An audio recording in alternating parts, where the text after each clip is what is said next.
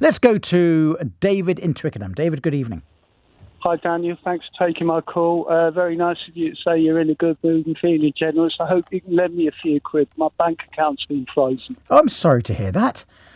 Why was it frozen?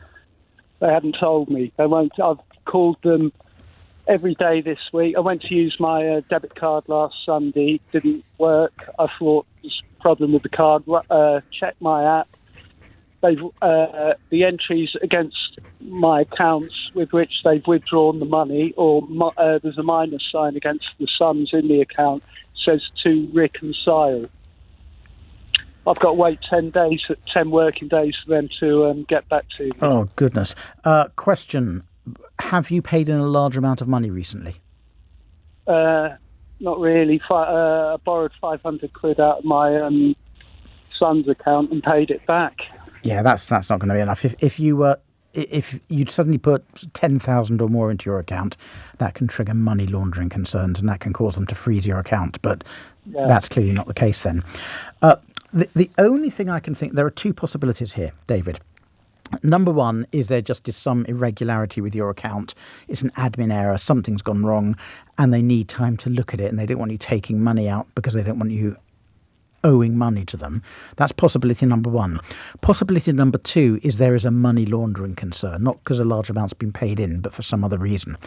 And when that happens, they will freeze your account, but legally they're not allowed to tell you why, which is the most frustrating thing in the world, that your account's been frozen, but you just don't know why, and they won't tell you why.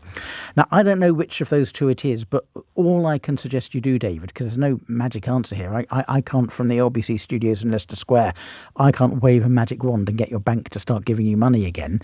All you can do is make an appointment and go and speak to somebody or shout at someone down the phone. When I say shout, I mean speak politely. And you've got no joy. I've done all that. I've asked them to record the phone calls. They won't even tell me what the term to reconcile means. Sorry, say that last bit again. They won't even tell me in banking terms what the word to reconcile means. Well, do you know what reconcile means? It's something to do with accounting, I know that. Yeah, I mean, it basically means the sums don't add up. So it suggests that they think that money's been put into your account that's not yours, or money's been taken out that's not yours. That's all it means. It just means they think there might be an admin error on your account. David, I hate to say this, I think you're just going to have to wait out the 10 days. Because in theory, you could go to the High Court and get an injunction forcing them to open up your account. But that costs thousands, if not tens of thousands. You couldn't do it yourself. You'd need a lawyer. It's a super expensive process. It's just not open to normal people, bluntly. That sort of thing's there for big corporates.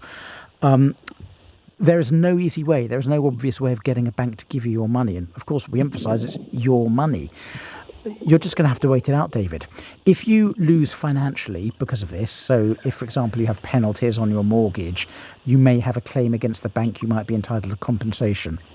But in terms of getting them to open your account, it's a waiting game. There's nothing practical you can do, I'm afraid.